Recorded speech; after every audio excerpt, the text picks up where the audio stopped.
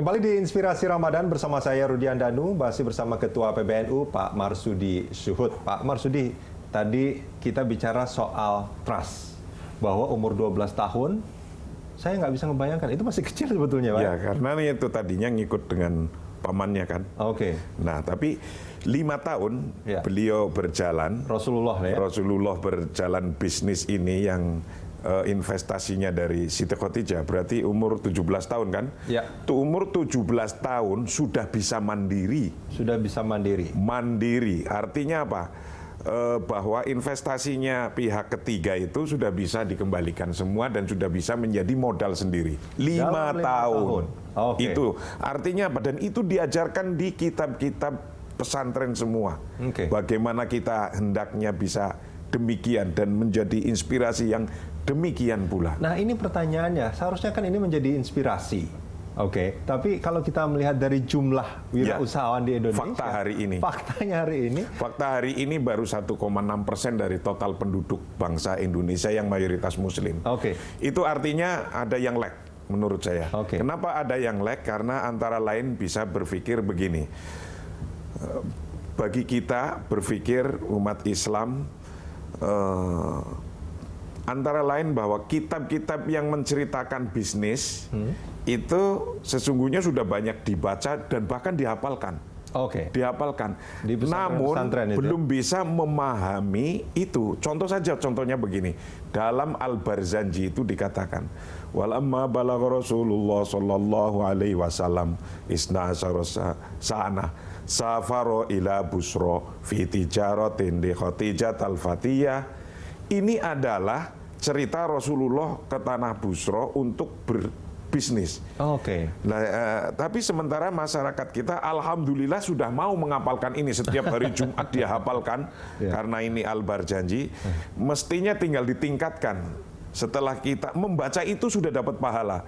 Akan lebih pahalanya besar kalau diaplikasikan itu ke dalam ruang-ruang nyata ini, menjadi entrepreneur, pembisnis seperti Rasulullah, agar bisa berbuat banyak untuk masyarakatnya. Nah, ini dia sebetulnya yang menarik Pak Marsudi. Ketika berwirausaha itu menjadi satu aspek yang penting dalam Islam, dan itu juga di Barzanji dijelaskan, apa yang salah kemudian? Apakah karena memang pendidikannya mungkin kurang merasukkan itu ke dalam mental umat Islam untuk berwirausaha, atau mungkin ya terus terang, seingat saya ketika diceritakan tentang kisah-kisah Rasulullah dalam berdagang, yang saya ambil bahwa kita harus menjadi orang yang jujur.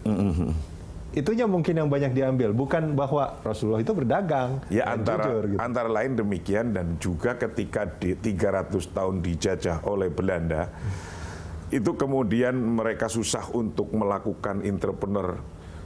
Datangnya Islam ke Indonesia saja itu sebagai korporat. Entrepreneur, pedagang. Dulu yang jadi korporat di pesisir Indonesia itu semua Pak Haji. Ketika itu korporatnya adalah orang Islam. Maka sejarah masuknya Islam ke Indonesia adalah perdagangan. Dengan perdagangan, bukan dengan penjajahan. Nah, namun ketika dijajah oleh penjajah ini, dengan susahnya itu, kemudian dan masuk juga akhirnya pikiran-pikiran yang ya sudahlah, daripada nanti kita lebih susah lagi. Bahkan ada yang berpikir nanti hisabnya terlalu berat kalau kita mempunyai banyak harta. Lah, tapi yang berpikiran begitu positif, tapi juga yang berpikiran demikian juga positif. Kalau kita punya harta yang banyak, kita bisa menolong orang yang banyak. Sodakohnya lebih banyak. Sodakohnya lebih banyak, zakatnya lebih banyak. Yang itu hisab baiknya juga akan lebih banyak. Nah, ketika demikian akan berbeda lagi. Maka Rasulullah umur 25 tahun sudah jadi orang kaya raya. Sampai investornya saja dilamar oleh Rasulullah, Siti Khotijah, itu mas kawinnya 13 on emas dan 20 ekor onta. Ayo bayangkan, Mana ada pemuda saat ini yang melamar segitu. Wong saat ini paling-paling melamarnya seperangkat alat sholat. Sementara Rasulullah 13 on emas. Berapa juta itu? Iya. 20 ekor onta. Berapa juta? Kalau sekarang itu 20 juta. Satu ekor onta. Dan itu semua harta yang diperoleh dari usaha dia selama entrepreneurnya beliau, dari usahanya beliau selama itu. Oke. Ketika umur 53 tahun, Rasulullah sudah bisa membangun. Sebelah kanan membangun masjid, tapi sebelah kiri membangun pasar. Rasulullah yang membangun itu? Rasulullah yang membangun. Tempat orang-orang bisa berdagang. Pasar itu kan maksudnya kan? Masjid dan pasar. Oke. Dua-duanya disabdakan oleh Rasulullah. Coba bayangkan. Khairul biqa masajiduha wasyarruha aswaquha. Dia bangun dua-duanya, tapi dia ingatkan, sebaik-baiknya tempat adalah masjidnya, sejelek-jeleknya tempat adalah pasarnya. Tapi dua-duanya dibangun. Kenapa demikian? Karena sesungguhnya itu memperingatkan kita begini, kalau kita di masjid ingat pasar, itu tidak baik. Tapi ketika di pasar, kok ingat masjid, itu bagus. Nah, maka dua-duanya dibangun. Di pasar ingat masjid, bagus. Di masjid ingat pasar, tidak bagus. Maka ketika ngomong dagangan kok di masjid, itu didoain merugi. Nah, untuk itu, ini sesungguhnya bangsa Indonesia yang mayoritas Muslim, yang ajarannya juga jelas, fikihnya, bab muamalahnya itu sepertiganya itu hanya ngomong tentang bisnis. Sepertiganya? Sepertiganya dalam ilmu fikih itu hanya ngomong tentang how to be an entrepreneur. Itu. Bagaimana berbisnis. Lah, disinilah mestinya care kita, bangsa kita, dan kita-kita ini untuk bagaimana mengguide mereka kembali lagi sebagaimana Rasulullah lakukan menjadi entrepreneur yang kuat. Nah, ini Pak Marsudi, menarik kalau misalkan tadi dikatakan bahwa sepertiga dari kitab fikih itu adalah bicara tentang how to be entrepreneur. Dan banyak orang yang paham betul sebetulnya tentang hal itu kan. Tapi kok faktanya, kok faktanya belum begitu? Ini apakah karena memang secara mental mereka itu sudah tidak punya mental untuk menjadi entrepreneur, atau mungkin ada faktor lain, memang kurang pemahamannya soal itu mungkin kurang merasuk juga, atau jadi begini, mayoritas kaum santri adalah entrepreneur. Mayoritas. Yang dari 1,6 ini. Bahkan kaum santri yang mayoritas jadi entrepreneur. Apa definisinya? Kalau saya mendefinisikan adalah yang sangat-sangat mudah. Entrepreneur adalah sesuatu yang dari tidak ada menjadi ada. Yang tadinya tidak ada sama sekali menjadi ada. Coba bayangkan, kiai itu entrepreneur sejati. Dia bangun pesantren dari nol putul, dari tidak ada menjadi ada sesuatu yang besar dan untuk mereka dengan masyarakatnya. Begitu pula santri-santri diajari mandiri. Bahkan zaman dulu itu wis ora usah ijazah yang penting bisa mandiri. Kemudian rata-rata jadi entrepreneur mereka itu. Nah, sekarang ya dapat ijazah, ya dapat bagaimana how to be an entrepreneur, pengalaman. Hanya yang di sini harus dibesarkan kuantitasnya. Kuantitasnya terus diperbesarkan. Dalam kejiwaannya, para santri sudah entrepreneur. Rata-rata yang penting saya bisa hidup mandiri. Bagaimana hidup mandiri bukan dari entrepreneur? Lah, sekarang tinggal bagaimana memperbesar itu karena sudah global. Ketika sudah global demikian, bagaimana jualan, ketika Amerika bisa jualan Kentucky di sini, kita mestinya bisa jualan pecel di Amerika. Lah kan tinggal demikian bagaimana membesarkan ini. Nah, itu menarik sebetulnya. Kalau tadi dikatakan bahwa para santri itu juga kebanyakan punya mental entrepreneur. Tapi harapannya kan koreksi kalau saya salah, karena mungkin saya tidak banyak punya contoh nih Pak Marsudi.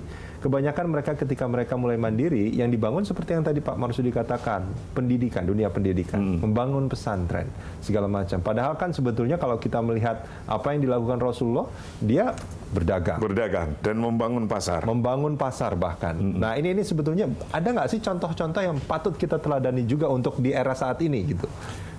Untuk era saat ini, santri-santri yang jadi memulai bisnisnya ya mulai banyak dan mulai kelihatan. Dari mulai sekarang lihat saja ya, pesantren hari ini yang saya mulai misalnya ini, itu tahun 97 itu belum ada koperasi. Koperasi pondok pesantren. Sekarang mayoritas di pesantren sudah ada koperasinya. Dan you lihat, di situ ada microfinance, ada macam-macam. Satu pesantren contohnya, dari modal 4 juta, sekarang sudah 3 triliun. Itu di microfinance-nya ini. Di mana itu? Nah ini di pesantren Sidogiri. Dan itu dulu dari 4 juta. Dari 4 juta modal iuran Ustadz, sekarang hari ini sudah 3 triliun. Nah, itu dan sekarang untuk microfinance mereka itu bisa sambil ngaji, sambil ngaji nanti habis ngaji sambil mengembalikan uangnya. Karena microfinance yang dibangun di sini adalah bagaimana untuk mempercepat pengusaha-pengusaha di sekeliling pesantren. Dan ini Anda bayangkan kalau Indonesia tidak ada yang model begini. Seberapa ketahanan ekonomi Indonesia sih? 100 orang kaya itu hanya di Jakarta. Indonesia seluas ini. Nah, coba bayangkan ini. Nah, inilah yang terus akan kita kembangkan dan NU akan kembangkan ini menjadi dibesarkan. Nah, boleh nggak yang tadi di Sidogiri itu, boleh nggak kalau saya katakan, microfinance itu dari pesantren tapi berdampak kepada masyarakat di luar pesantren? Di luar pesantren. Artinya berdampak luas kepada masyarakat. Betul. Dan itulah sebetulnya kunci dari entrepreneur itu. Mereka berusaha bukan untuk dirinya sendiri, tapi juga untuk masyarakat. Untuk masyarakat sekelilingnya. Bagaimana untuk bisa juga mengajari mereka cara jadi entrepreneur yang bagus. Dan itu akan terus menjadi multiplier gitu ya? Menjadi multiplier terus. Gitu. Dan boleh nggak kalau dikatakan bahwa itulah sebetulnya apa yang mungkin bukan inti dari Islam, tapi yang diajarkan oleh Islam itulah sebetulnya harusnya seperti itu, Pak Marsudi. Ya memang begitu. Karena Rasulullah sendiri mengajarkan dan Al-Quran, puluhan ayat Al-Quran yang memang disampaikannya bayarlah zakat, bayarlah infak, bayarlah sodako, berilah wakaf. Itu artinya kan disuruh memberi. Menyuruhnya memberi, tapi bagaimana mungkin kita bisa memberi kalau barang yang diberikan nggak ada? Bisa memberi karena kita mempunyai barang. Bagaimana mendapatkan sesuatu yang bisa diberikan? Karena kita mau melakukan sesuatu. Melakukan sesuatu yang besar adalah entrepreneur, bisnis, amalun biyadihi. Bekerja dengan kekuatan tangannya yang kalau itu bisa dimanfaatkan lebih banyak lagi kepada orang sekelilingnya, itu menjadi amal soleh yang sangat besar untuk kita dan untuk bangsa kita. Pak Marsudi, terima kasih banyak sudah memberi inspirasi buat kita semua. Terima kasih.